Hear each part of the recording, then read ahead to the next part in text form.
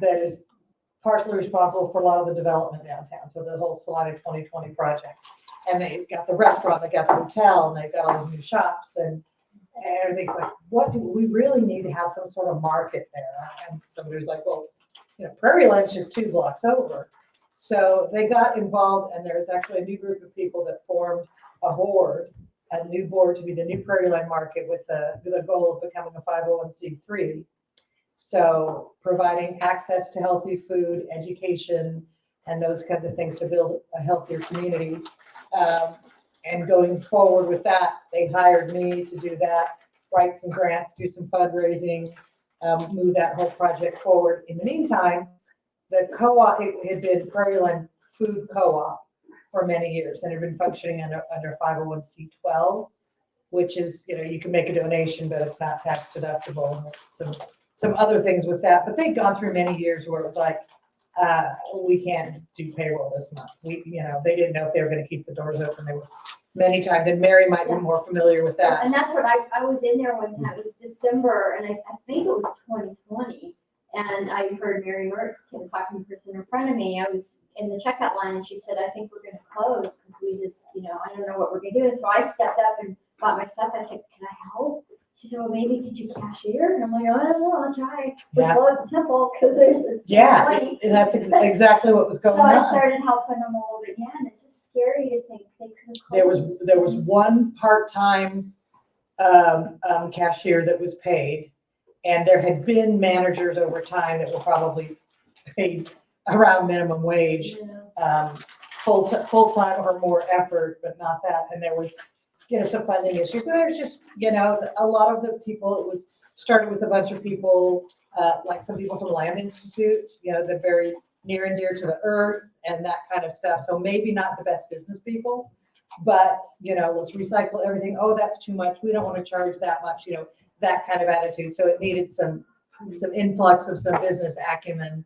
aside from some other things. You don't want to charge that much, but you got to charge. You got to be able to open the doors, and and there was some. At least, if you're in a nonprofit, you've got to charge at least. Non-for-profit doesn't mean no profit. It just means you're not in business to make a profit, and you take whatever you make and you put it back into the business. Well, when you're not doing that, and we still struggle with that because some of the older schools like, oh, that's really too much for that, and then we'll make something in our prepared foods and it'll be sold out in a day.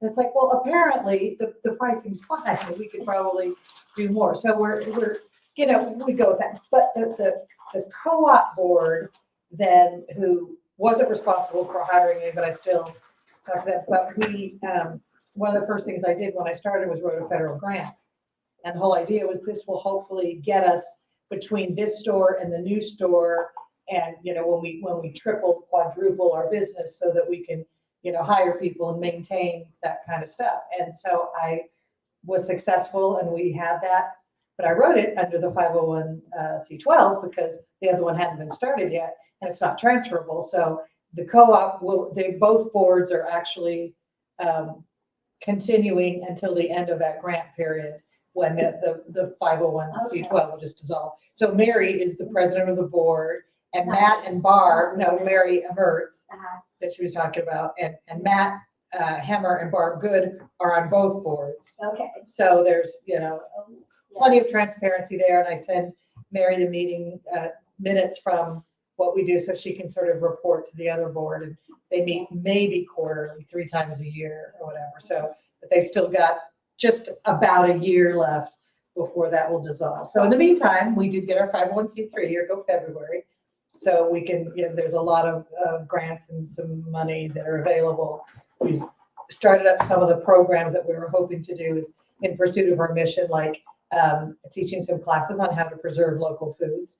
So when, tomatoes, there's a plethora of them, you can only eat so much at a time. So teaching people how to can those, things that, some people know their mom taught them or the grandmother taught them and that, but it's become sort of a lost art. So we started doing those classes. We had hoped to be able to do it in the new store by now, but alas, because that was funded from a state grant, we started doing those. Those are selling out, and people are just like, when's the next one? What's the next thing? And so we're doing jams and jellies at the end of the month. And then when the apples come in, we'll probably do like applesauce or apple, anyway, so we're finding ways to start doing that. Once we get the new store open, we'll be able to offer classes regularly in there. And not just preserving food, but, how do you cook with certain things? Because some people there are certain things they just don't know. Focus will be on local foods and that kind of stuff. When you're cooking chicken that's made locally, they don't have all the preservatives and stuff in it. How is cooking with those things different than what you might buy at the regular grocery store? So that's kind of will be our focus. I guess the CSA interests me when you're talking about cooking things like eggplant. I know eggplant's one of the things you get. I've never eaten. Absolutely. At a restaurant, I'm at it, and it's great. Usually. Yeah, somebody else cooks it for you. It's Yeah, but I fantastic. don't know. I was going to say, I remember my mom cooking it, not liking it when I was little, and won't eat it, but I know I eat other foods now that I didn't like when I was younger too. Right, but if you learn how to cook it in a way that's good, not I just was the gonna way say Mama used to do it, right? That's not the way, I didn't learn how to cook it because I didn't like it as Prepare that way, yeah. prepared that, so I didn't pay attention to that particular. Exactly, and I'm the same way. I'm that way with my tough one is beets, because you love them or hate them, but Things are easy. exactly. Well, if you like them. Yeah. And we've been like in prepared foods, we've just been roasting them because that's all the hard work. You just peel them and roast them and put a little olive oil or something on them, and they sell out within hours. People are like, yeah, it's all the work is done. You just take them home and heat them up. Yeah. It's I don't know. They just baste it with a little olive oil and roast it out, but Like you would potatoes, you just put it on the sheet. and it seems like it's so easy, but it's so like that. It's like crazy. And I know we used to do what's the borscht, and the borscht didn't sell great, Yeah. but the roasted beets just were gone because it's like these cassava melons. It's local cassava melon. You see this big melon, and you're like, oh, I don't know if I can eat all that. But you take them, you cut them up, you put them in a quart, and you sell them for $5, and everybody eats them because they're already cut up, they're all ready to go. So that's the prepared food side. But when you're talking about the community supported agriculture, CSA, and that's another big part of our mission is supporting local farmers and producers. So we give them a place where they can sell stuff. So some of them go to farmers markets, some of them sell from their own places, and some of them just sell to markets like us. Most of the local ones don't sell to Dillon's or any of the local stores. We're kind of it, which is great. Well, But- because Dillon's and others, maybe regionally like the larger supply Right. chain. Exactly, and they can't supply enough to Dillon's for it to be Dillon's worth them. And they'll sell some stuff that they'll call local, but like we were discussing earlier, local is defined as 400 miles by USDA. So, and like I was having dinner at Yaya's when they had early opened on. Have you been to Yaya's? Mhm. The baba ganoush they gave you? Oh, my goodness. When you sit down, they give you bread and that stuff. Right. Oh, Yeah. okay. The little Do you eat the stuff that you dip it in? Uh-huh. That's eggplant. The base that's made with eggplant. The base of that is eggplant. See? Today years old when. Yeah. See, and that again, that's how learning how you can make stuff, things you don't think you like, because the only way you've had it prepared was this way. But they roast it and mix it up, and we make it at the market. I was gonna say, when you said Bob, I'm like, huh? Oh, the Baba stuff ganoush. but when you said the stuff you Yeah, did. the stuff you dip yeah, your bread in, it's I'm so like, good. yeah, I had that. That's the base of that is eggplant. See, there you go. So the community supported agriculture, you subscribe like you might do Home Chef or some of those, but Home Chef gives you all the parts and pieces. So this is just the produce. So once you subscribe, and for $14 a week or every other week, you just sign up for it. You have a subscription. We charge you. You come in, and every week it's something different. So one week it might have beets in it, and onions, and lettuce. Kind of like radishes. Misfit Market. Does some of that. I would imagine. Excuse me, kind of. Yeah, there's a lot of different home ones like that, but Well, that one's nationwide. When I was doing it in Colorado, and you could ship, and you could choose your produce, and then ship the box of the produce here. I haven't done it since it's here because the choices changed. right. And I moved because it's try to get it local where Exactly. it come from. And Exactly. I particularly like some of the changes, so I kind of put doing What's it. fun about this is that you don't know what you're gonna get, and so on Sunday, they send you an email telling you what you're gonna get. I love it, we've been doing it, and we started doing it in 2020 because we didn't wanna go to the store. Right. So it was a way we could just curbside, get some vegetables for the week. But And in this, and that's what I was saying, what I was familiar with, and it's gone, I think, across states, they had an option where you could do like, they'll just send you stuff, or you, and then you could add on and choose other stuff, so there was like a mishmash. And you can do that with this if you want to add other things.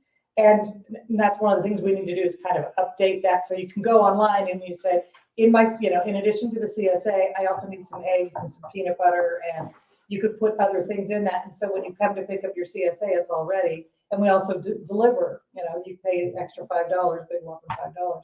So there's a small or a regular share, and then there's a large share that has a few more items. You pay a little bit more for that. So it's between 3 and 5 items for the regular, and you get 2 or 3 more items. And sometimes you get 6 or 7 in the small share and 3 more. Sometimes you get 10 things.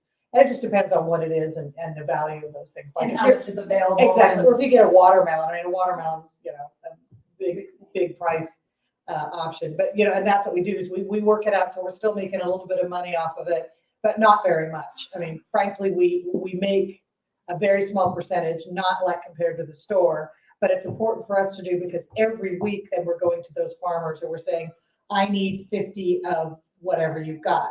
So every week, they know that we can sell that stuff for them. And so there's a variety, it just depends on what the season is and what happens. We get to January, usually about mid-January. We made it to the end of January 2 years ago. This year it was the second week, and then there were just no more supply of anything local. But one of the things we've been trying to do is when there's a plethora of tomatoes is to can them and make salsa and make things with it and make jams and jellies when we've got them, so that when we get to that part of the season, you can still keep the subscription going. Yeah. And so I'm struggling, right? We wanted to start that last year, but because the way the grant cycle ran and we weren't ready to do it, so we missed it for last time. So I'm trying to get ahead of the curve. So we'll probably go to it every other week and just have one size.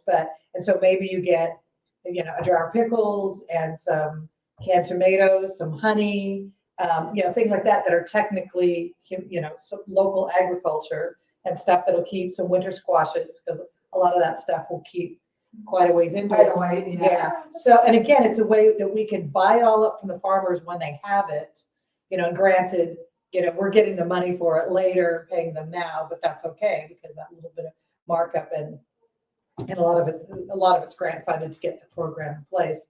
So we try to make it year round, but you're right. Sometimes it's like beets again, that's me, or eggplant. What am I going to do with this? Radishes are right. Oh, give me your radishes. Eat them raw. Oh. They don't make them into a salad because I just eat them I all. cannot, and I roast them because it takes the bitterness out. Oh, that I roast just takes like the to like- flavor out for me. I'm like, why do they I have was that? now I just like some food salad. I like to I'll eat. trade you my Yes. radishes for your beets. So. It's Or a you gotta deal. find somebody to do that. But they're all root vegetables, so. Yeah, But that- We started Misfit Market for the, during Right. COVID for the same reasons, and we get funny foods and have to learn how to cook them. Well, exactly, and that's, And Google how to, and we and send some out, things we liked and some things yeah, we didn't. we send recipes every week. So it's like, this is what you're getting, and we give you some suggestions. And when I was doing, I hired somebody, thank God, who's doing, I was telling Mary now, it's like, I don't have to do that on Sunday, just sitting and waiting for them to say, it's ready now, then I'd have to go out and I'd find recipes. And I get lots of customers says, I love your recipe. I try them all the time. So you can see they click on them and they're trying them. And I always find things that I think I would like, and then I forget to make them. But not always, but sometimes I do it. So there's always some suggestions, and we partnered up with the food bank on a number of occasions, and we're doing it right now. So we're supplying 15 shares every other week to the food bank. So to people who are food insecure, and here it is, and we give them on a card, here's a recipe to try. So it's not like, what the hell is this? What do I do with this? So we're helping them. Also, the food preservation classes I was talking about, we scholarship some of those. So they're coming free of charge to learn. And actually with the tomato canning class, with a grant, I was able to get some extra canners to buy to give them, because it's, okay, now I learned how to do this, and sometimes the camera's not really expensive, it's $20, then you need the tools, but Yeah. still, it's something, and so we, here's how to do it, here are the tools, all you have to do is buy the produce, or the produce that comes in your CSA, and do it. So that's, again, working toward the fulfillment of our mission. So it's not just about keeping the doors open now, it's like keeping the doors open, working within the community, supporting other organizations that support us, and supporting our farmers. How do you work out the pricing? How do you, for the farmers? I mean, For most of what we do is we kind of have a going rate, like we worked out with this farmer, like somebody would come in and say, I want $3 for this. It's like, well, this farmer only charges us, $2.50. So, there's a little bit of that, but what we try to do is what we sell it for, they get 70% of what we sell it for. So if they're doing it through most stores, there was an article I had about pork and beef, and it wasn't produce, but it's pork and beef, where it used to be that they would get, 50, 60%, and they're getting 20, 30%. Now that has just gotten so bad, when they talk about farmers struggling, but ours gets 70%, and our most of the meat is on commission. So if something doesn't, so we give it back to them, if like the seal's broken, or sometimes there's an issue with something, and we have one provider who wrapped it in paper, and if the paper breaks and that kind of stuff. But they're getting 70%. They go to farmers market, they're getting everything that they're selling it for, and they might sell it for less, but then at the end of the day, they have all this stuff that's left over. Instead of taking back, they bring it by the market, and if we have capacity, we're like, yeah, we'll take those, and so it works out nicely for them. But the premium price, you have to go, you have to set up, you have to everything, and I'm assuming they pay some sort of fee to be there. Yeah, I think they charge by the table or something. You have to, By the Exactly. booth, Yeah. usually at the farmers markets, Yeah. and it ranges based on what. It ranges, it's different because the one over on Highland Cloud at the church, they'll charge a certain fee. Mm-hmm. And then the one at the hardware Waters. store, Waters, they charge a different fee. So yeah. it And just depends for on who the it's summer from. right now, the one at the church is $15 a time, which isn't much. Yeah, it depends on how much stuff you sell. Yeah. If you sell $150 worth, it's 10%, just But if depending you on that. sell only $25, there goes. Exactly. So And it's, then it's if a they had balancing to act. drive quite a ways and then to package the food, they could have. Yeah, and we try to think of ourselves as a farmer's market that's open 5 days a week, soon to be open 6 days a week. So when we move to the new store, aside from having, 4 times the space, so we'll have a lot more product, we'll have our own kitchen in there, so we can be cooking the prepared foods like this stuff every day instead of just on Mondays, and So you can have your own kitchen. our own kitchen. Yeah, I mean, sweating to the oldies so looking at. when will that, So nice. the move take place? We're hoping to be able to open late spring, early summer next year, although I said the same thing last year and the year before. But they've demolished all the walls. We've approved the plans. So they're getting building permits and all that stuff right now. So we should see movement, starting the electrical and doing all that stuff in the next month. So are y'all taking all that space? That, All 3 of those storefronts, And where's the new store gonna be? just off the Barola Grill where the Love Chloe and the Avon. Avon store and Avon Street was there. Sandblasting. They sell Avon. Oh, okay. Moved here, but it- That wasn't your part of the store, mall. no, right, but that store that was right there, Yeah. that will be our entrance. And that's a brick wall in between, and originally it's like, we'll just knock it all down and have one big building. Well, that brick and mortar wall, we can't take the whole thing down or it'll come crumbling down. So, and there are 2 doors already there, so one will be replaced with like glass you can see in, and cut out a big thing where the cashier will be, so there will be one entrance in the middle. But if you come and you go straight back, there will be some seating, so you can go up to basically grab and go whatever was made, prepared foods. And there'll be warm stuff as well as cold, so it's, you don't need to reheat it. So we'll have rotisserie chickens and some warm foods every day, soup, whatever. And you can pay for it, sit down and eat it, go back to work or whatever, come home and grab it to go home, grab and go, instead of having to go all the way into Dillon's and see how many chickens they have left. That's so And they're all low, and that's the other thing, it's all local. So the food that they're cooking is, and some of the ingredients, but, And they have a market on Santa Fe like that, Yeah. that has prepared. and it'll be nice, we'll have, I mean, I like, certain sandwich bread, and, it's like, so it's specialty bread that we have at the market. Yeah. We might have some, but I can actually go to, shame on me, that Dollar General market. When they opened that, we were a little bit freaked because like, how much of a market is it gonna be? And it's not. It's not. It's mostly that. But they do carry the bread that I like. And you just need, orange juice or mayonnaise. It's great if you need to write in and just get a little. Exactly. I think it's a neat idea. Exactly. Yeah, it's. Yeah, for me, but we'll stock milk, we'll stock all those things once we get there and have a lot of organic things that fill them. So we'll have ketchup and mustard and mayonnaise that will be, an off brand, but probably an organic brand that would be better for you anyway. Exactly. Like a little bit smaller, A little but smaller, There's but, Sprouts and natural grocers and stuff. Yes. but you know what I'm talking But about. I think we're on a local. and Green level. Acres down in Wichita, we've gone through and we've toured all those to kind of see what we want to be in the Mercantile, the Merc Co-op in Lawrence, which they have another one in Kansas City. And that's way bigger than what will be, but everybody was so generous because we go and tour around and like, who are you getting these from and what do you suggest and all that. And everybody's so generous and like, oh, I'll give you a list of people and here's who to talk to and don't do this, don't do that. You should definitely do this. It's like one of the big ones we learned was RO water, which I didn't even think about. RO water, reverse osmosis, right? Ah, And you take your jug and you fill it up and Green Acres, she's like, you have to have that. It's like, we make a fortune. And the way the system is set up is like, we don't have to buy the equipment or do it. The company, the trick is to get them to say they'll do it. They need to make sure they think they're going to have enough business from us. But yeah, you bring in your own jug or you could, buy a jug there and you fill it up, the big ones or whatever it's the latest thing. But everybody said, yeah, you have to have this. And I'm like, oh, okay, all right, we'll do that. It'll be great. That and having a cash register system that works and you don't have to like shake it and make sure the thing is plugged in.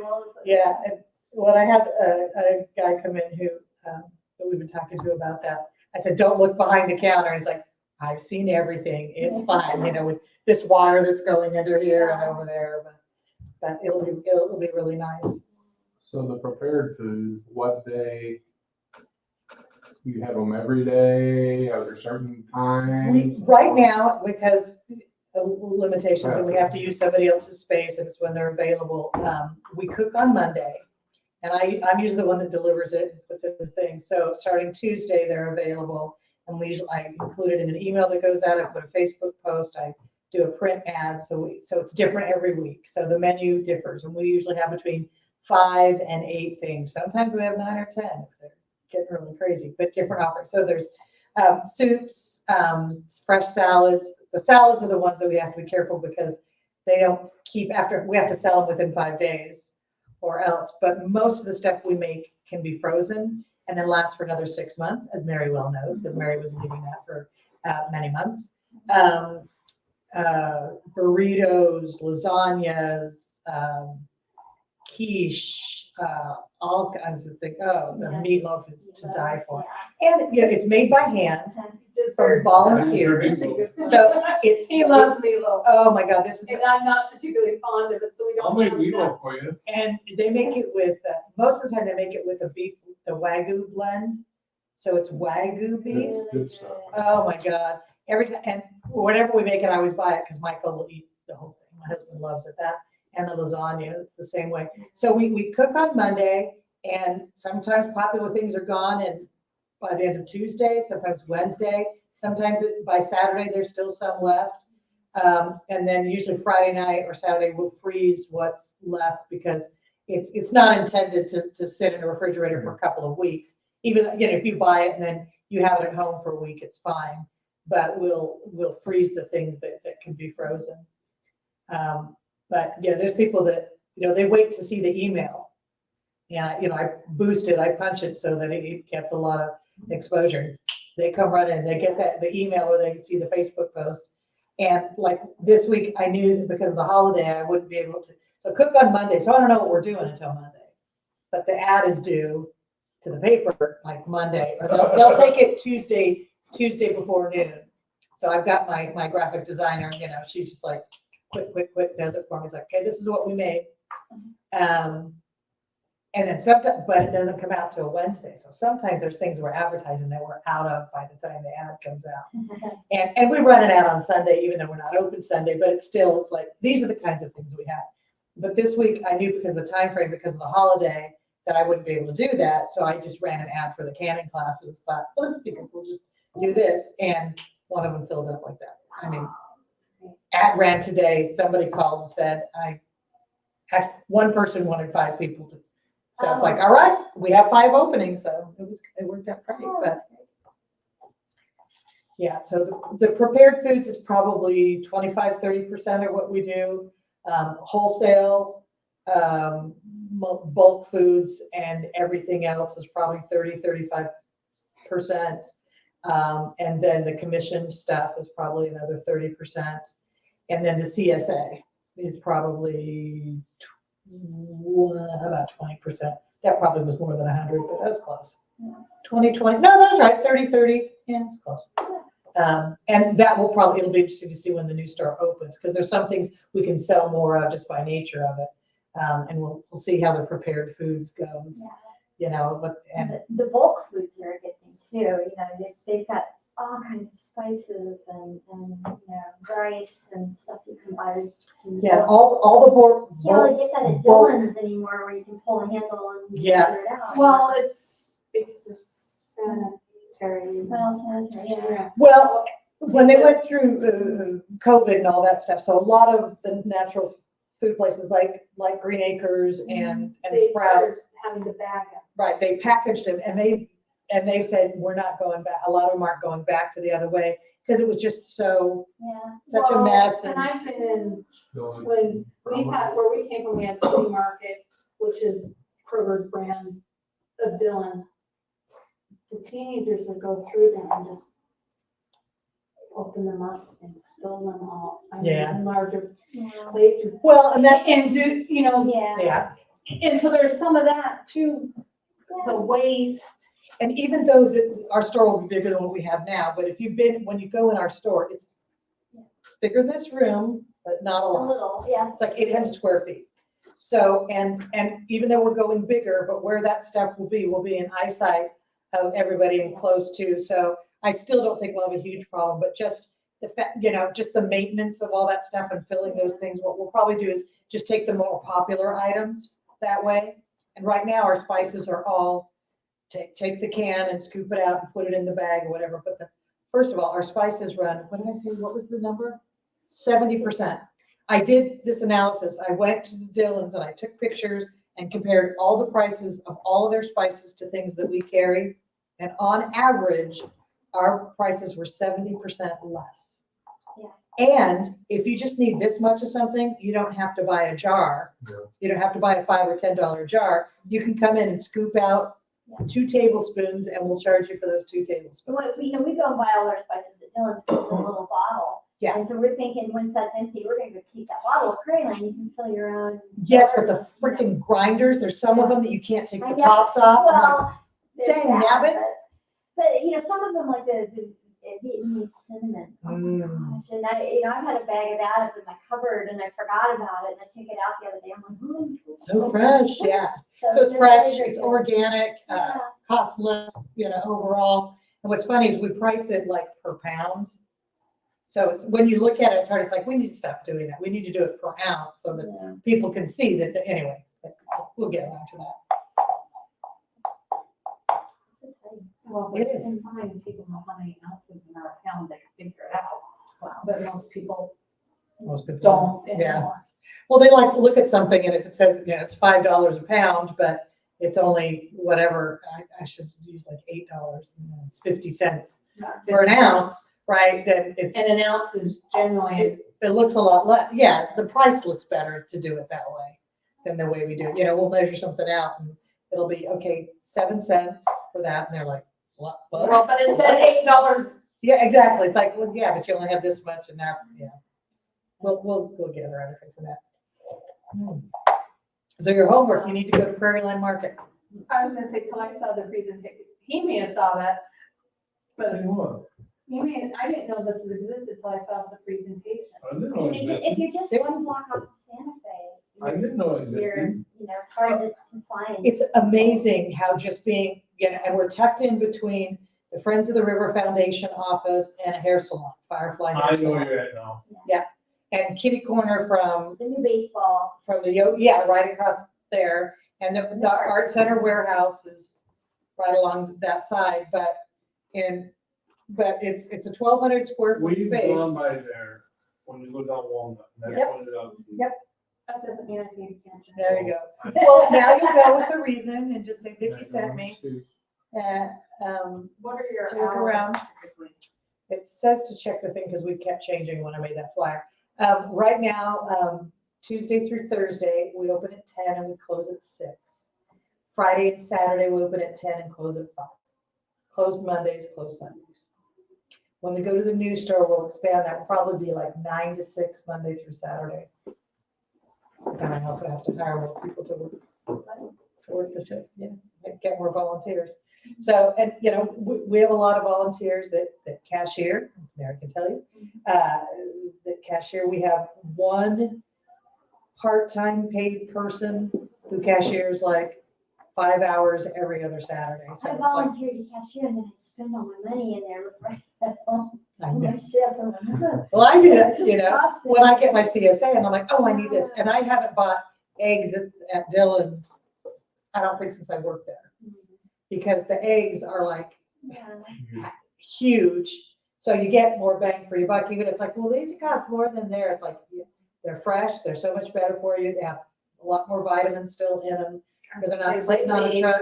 Costing a lot. But the problem is, when it gets really cold, the local chickens don't lay.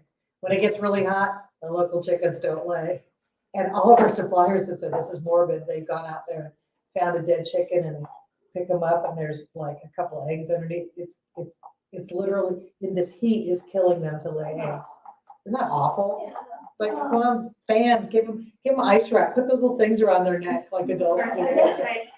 Speaking of such, when it's 115, there's only so much even central air will do in the house. Yeah, I know. But It's- So So hopefully we've gone over the curve of that, and so we'll get some more happy chickens and some more eggs, because we have 4 egg suppliers right now, and we could, probably take more depending on whatever. And, we just lost one of our farmers passed away this year who gave Sunflower Oasis, Dwight Gage. Oh, Yeah, it was like, and he didn't supply a ton, but it was still, and we loved having him come in, and Kirsty just talked to him a few weeks before that, and I saw it, and because it picked up Prairieland Market, because in the obituary, it mentioned how he supplied produce and things to Prairieland Market, so it came up in my alerts, and that's the only reason I knew.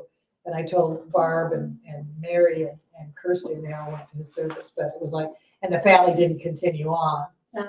So it's like, and as farmers get older and younger ones aren't really coming into the business, so that's also a struggle to find a resource of new farmers.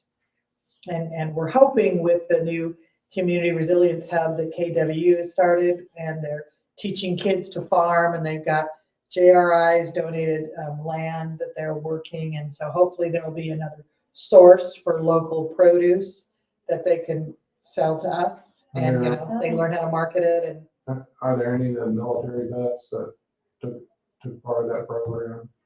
There was a farm program. I don't know if it was USDA or somebody else. There is one through USDA, and I don't know if any of our farmers have done that. I know we have one that wants to do more organic, but he needs equipment and that kind of stuff. And there are resources for that, but he doesn't have time to sit down and write a grant. And I said, I'll sit down with you. I will help you do this. We'll do this, and I'll help you write that grant so he can get the equipment. He can be certified. So again, that helps the whole community to do that, because I know that because he's just, a good old farmer, it's like those resources are out there, and it's like, I'll help find, because, and I'm looking at grants all the time. It's like, square peg round holes is something that would fit us.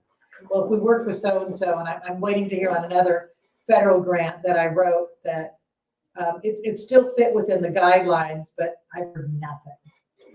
And I remember when I wrote the last one, it was, it was due in June and I didn't hear.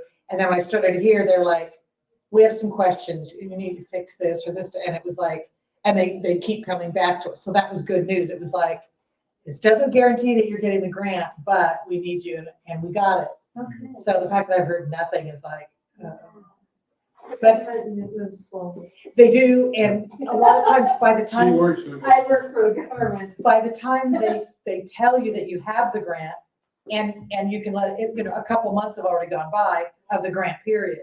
So you don't want to spend the money until you have it, and then and that's what happened with the KDA grant. It was late October, early November, before it was official, and the tomato season was over, and all the opportunity for those classes I wanted to do were gone. And on that one, I didn't really want to do it and spend the money on the equipment and all that stuff.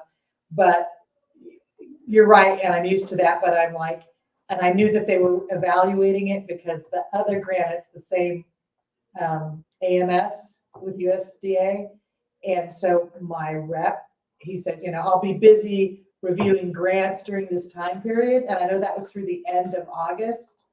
So, okay, that was last week, But the one I applied for is much easier. It has less rationalization, justification. It's a turnkey program. It's new. It's a turnkey marketing program. So I'm like, great. Here's what I'll do. It'll be great. Just give me 100 grand. Are most of those grants all food desert related type grants or some of those? That one isn't particularly in all of them. They want you to say, are you in a food desert? And if so, which area? And we are.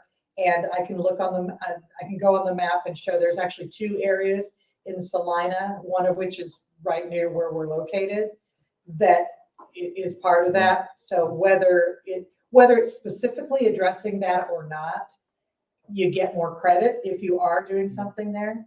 And when I wrote that last one, they were in between the 2 stores. You with me? Okay, yeah. It was before Save-A-Lot it was between Save-A-Lot and Fresh Market. Okay. So there really wasn't a store there at that moment in time. Not that that makes a big difference. But yeah, there usually is some sort of emphasis. They've got other programs that are, farm to schools, and I'm talking with them, and, farm to restaurant. So we have 3 or 4 restaurants who buy from us. Instead of hey, farmer, I need this, they'll just come to Prairieland Market and they'll have a standing order for, zucchini and yellow squash and onions and tomatoes or something from us, which is, again, great. So we're helping supply the community. Yeah. The farmers are making some money. We're making a little money that they don't have to worry about dealing with a bunch of different places. They can just come to us, which is really nice. Is the dinner downtown, is that sold out? Has that been? That sells out the first day. The tickets go on I sale. always knew it went real quick. Yeah, and I think it went on sale on a Wednesday. Somebody came in Thursday morning, and I just happened to be working at the store because Kirsty was somewhere. And somebody was asking because she wanted to get in with her friend. Her friend had gotten a ticket, but she didn't. And I pulled it up on my phone and said there are just a few tickets left. By the time she went home and went online, they were sold out. So it sells out within 24 hours because it's only 200 people. Right. It is very, very limited. And I got tickets for me and 5 other people, and I'm so excited to do it. And if it rains, it's going to be here at the temple, so I'll have to work. oh, Somebody else can have my dinner, but hopefully it sounds like it's going to be a beautiful night, and Yeah. there's nothing like it. cooling down. And and you're like everybody else. Most people do 5 or 6 tickets. They're usually doing so. 25 They had a people. limit of like 8 or something like that to try to make it fair, didn't they? Or I know that not this last year, but the year before. Was it the year before? Or was it 2 years ago? I think it was 2 years ago. The first year I was there, because that was when we were selling them there. People could come into the market. So as soon as they came over, and they only gave us so many that we could sell, and somebody wanted like 5 or 6, and so she was talking to somebody else on how to go online to do it. Because if you wanted more than a certain amount, you had to do it online and all that stuff. But they might have put a limit because. I like that it's online too, that you don't have to go find. Is it the only time most you ask me about? Yeah, Just found these like last week. Yeah. You've asked me about it. It's always in September, and now we've got this beautiful downtown, you know. It's actually really early this year. It's on the bricks, you know, and it's. Yeah. gonna be- It's earlier this year, and last year was October 1st. Yeah, I think that's right. And it's usually late, but it's not the same weekend as Prairie Festival, which they're not having this year.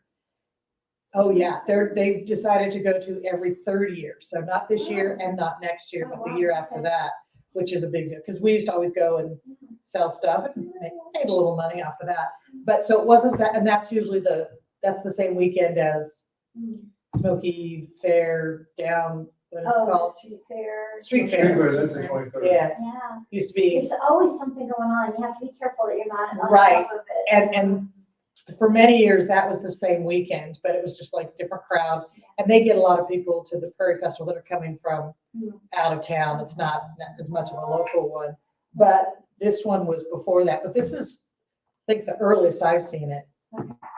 Yeah, so luckily, Well, hopefully it cools the down. 2 times that I've done it, it's just been spectacular Yeah. night, like clear, and it's. Yeah, I've seen the pictures of people like sweating Yeah. like crazy because there's no shade or anything. Yeah. But anyway, Yeah.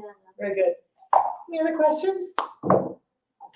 Thank you for coming. Yeah. Listen to my story. I hope we got a few more customers and keep your eye on the newspaper and some other exciting things that are coming. And maybe some new branding that comes out very shortly. Maybe.